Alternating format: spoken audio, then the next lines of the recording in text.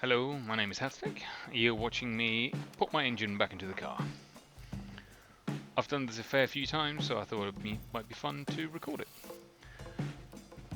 The engine is a B16B, which has been stroked to 1.8 litres using an ITR crank and using some custom individual throttle bodies.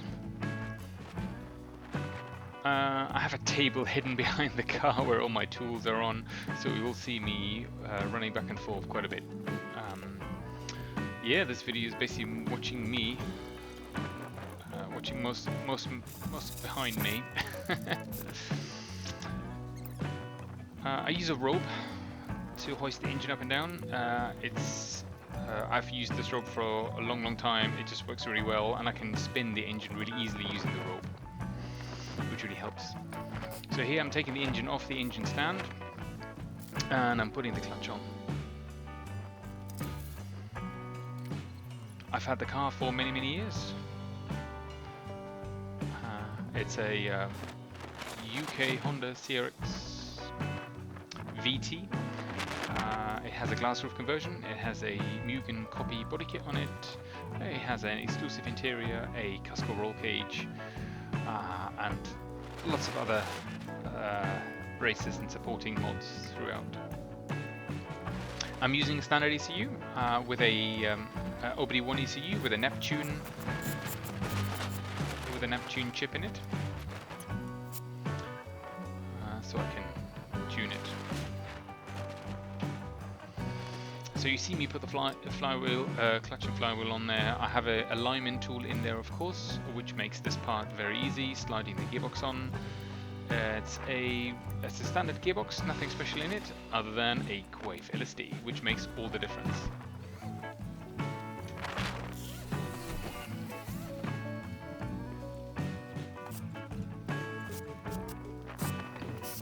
So once the gearbox is back on, I'll put the rope around it again and pick up the engine with the gearbox. With the B16B, you get a gearbox brace. Normally you get like a fairly flimsy metal cover. The B16B actually has a proper brace that goes from the gearbox to the block and covers the flywheel as well. Here's a delivery driver dropping off, obviously because of the coronavirus, I'm not allowed to go over and sign it, so I'm not ignoring the man.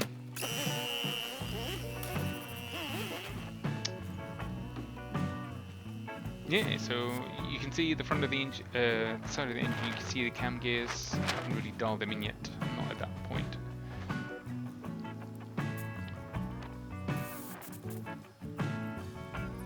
So the reason the engine was out is because I was using, I gapped the rings wrong, it was using too much oil.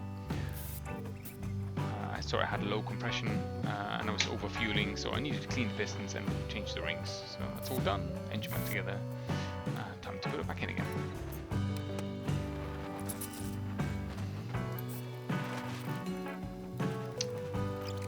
I'm not using a standard front cross member. I'm using an innovative traction bar with some custom mounts at the front for the radiator. So here I'm getting into the engine. I just used cables to tie up the gear linkage and some other bits and pieces out of the way, so when I move the car in and out the garage it doesn't drag on the floor. So just undone. I'm doing them all so I'm ready to put the engine in. I also bundle up the wiring loom out the side, so when I put the engine in, that's not in the way. And here I'm putting on the half shaft onto the car, onto the engine. Again, that's a lot easier to do outside than inside.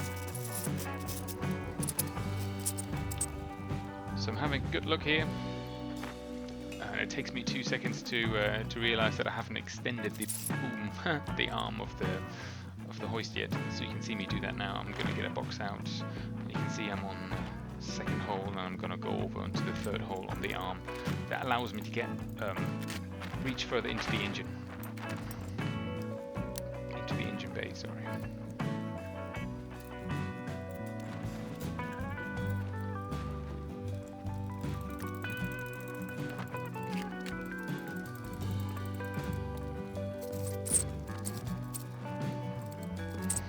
So seeing as I don't have a OEM traction bar, I can dump the engine in from up top with the gearbox in, drop it onto the traction bar, really nearly. You can see good as I go past the point. I drop the engine in further forward, so the gearbox side can clear. The gearbox can clear the gearbox engine mount side. And then once the engine's below, I put the engine mounts into the car and then raise the engine to meet the mounts.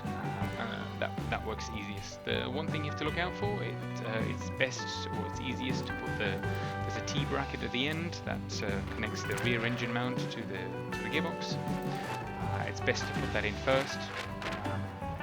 Obviously don't tighten up, so you should still be able to move it once it's in there. And that's basically what I'm doing here. And engine in, done. Pretty much. So here I realized I was an idiot. I had the cam side engine mount in the wrong way around, so I've just taken it out and rotated it over.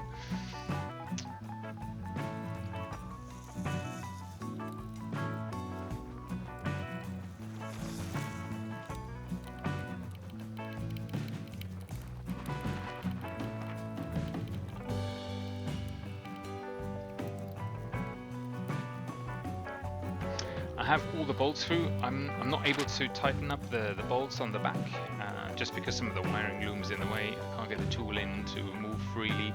So I'm just for the rear engine mount. The bolts at the top are through the rear and the top, but they're not tightened up all the way. I'll do that at the end when the wiring is out of the way.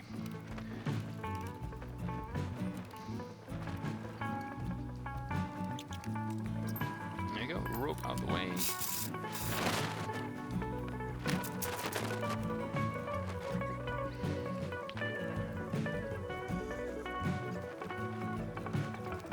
So here I'm realizing that I've routed the wiring loom behind the T-bar bracket, behind the back of the engine bay, basically. So I'm just undoing the bracket from the inside, moving it out of the way, moving the wiring out of the way, and then doing it back up again.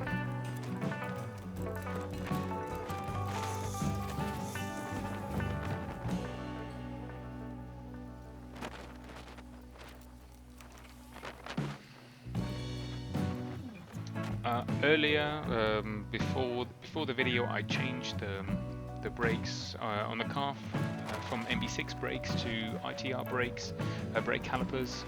I haven't bled them yet, so in a second you'll see me just tighten up some bolts underneath in the suspension while I have access to them.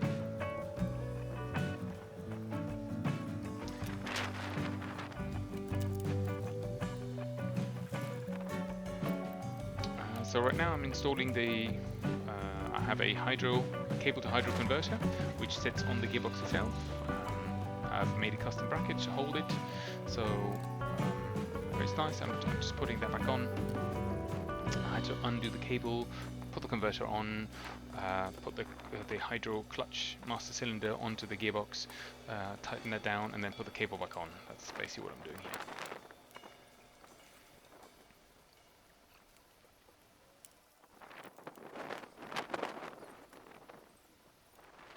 If you're wondering why I'm able to put the engine in with the bonnet still attached, it's because I have new bonnet lifters which allow me to make the bonnet stand up way higher than standard. On a normal car you would need to remove the bonnet to be able to get the engine in from up top.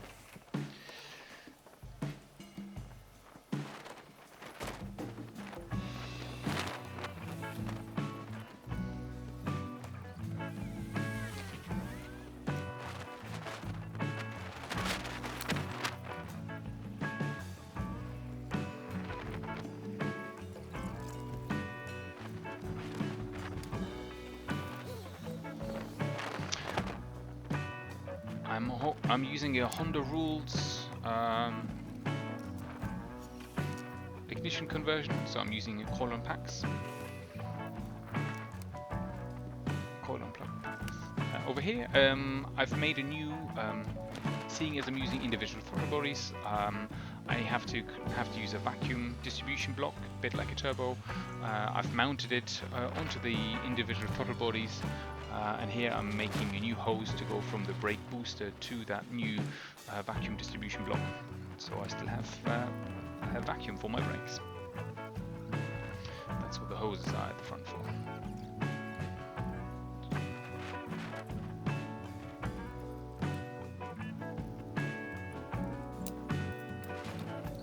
Tidy up time. Let's get everything out of the way.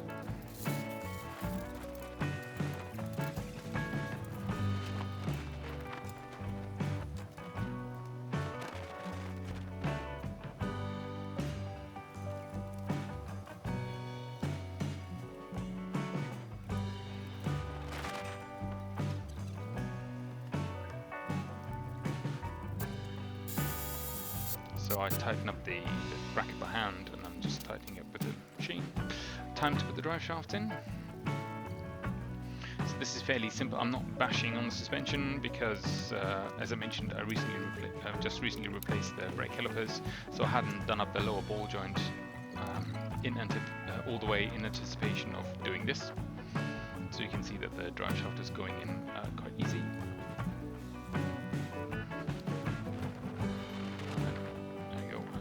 The driver side.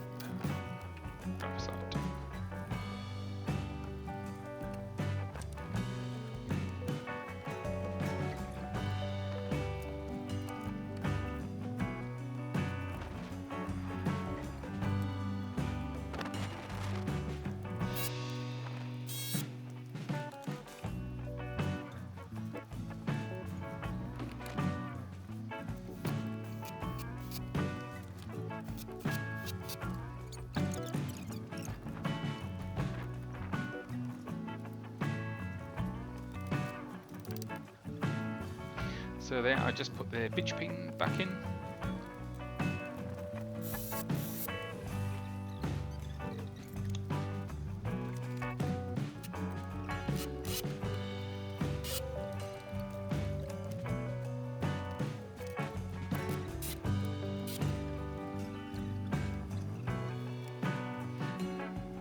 Next up is the exhaust manifold. It's a real HKS manifold. With two equalizer pipes on it on the side. They look quite funky. Not sure if it does anything or not, but it's nice to have. It has a really nice machined bracket at the top where all the pipes are welded to. And you can see me here in a second. I'm in the garage right now replacing the O2 sensor. Here you have to rotate the manifold because it's a 4-to-1. It's quite long. You have to funky rotate around, and again, because I don't have the original front cross member, because I have the D8 front cross member from Innovative, it's quite easy to get that in and out.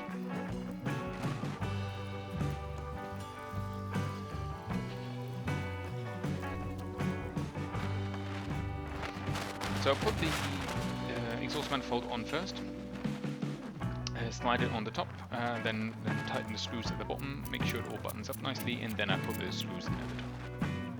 The bolts, sorry. Yes, so it's time to drop the car, and obviously I had a quick think, look around, make sure I hadn't forgotten anything, because obviously you don't want to have to raise and lower the car too much. Doing it in the reverse order that I raised the car.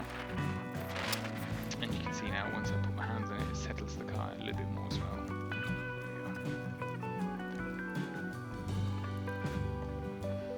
So from here on, the last bits which are remaining is doing the wiring, really, and doing the radiator right at the end. I have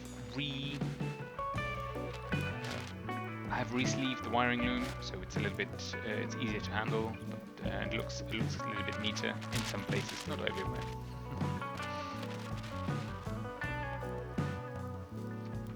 So there you saw me put in the alternator and put the alternator bracket on. You have to put the alternator on the rear subframe before you put the engine in, because to be able to put the alternator in, you either have to take a drive shaft out or take the intake manifold off. So just leaning on my arm there a little bit. Here you can see me threading all the wiring loom through.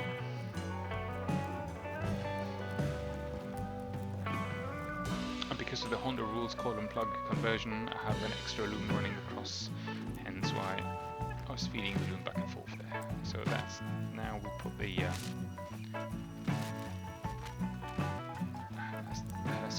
so now we're putting on the loom at the front, the starter motor, and a few other bits and pieces.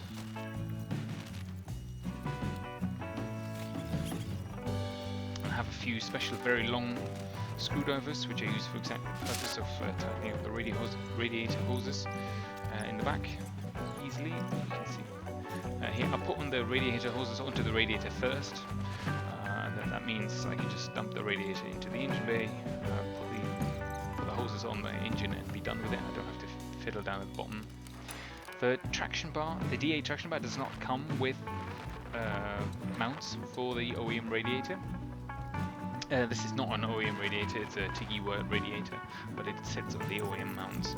So the DA traction bar has custom little boxes welded onto it where the radiator sits on, with rubber bushes of course.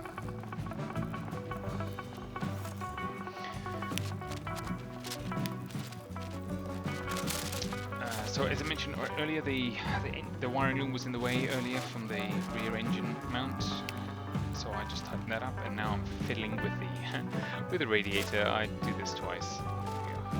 It's done. Now I've sped up the video quite a bit again because it's just me doing wiring. Oh, I think we're done.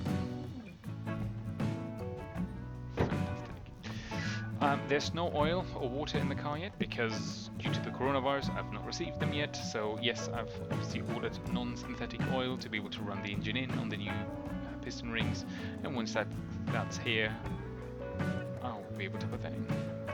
So thank you for watching. Right at the end, I'll pick the camera up and just show you the back of the car as well.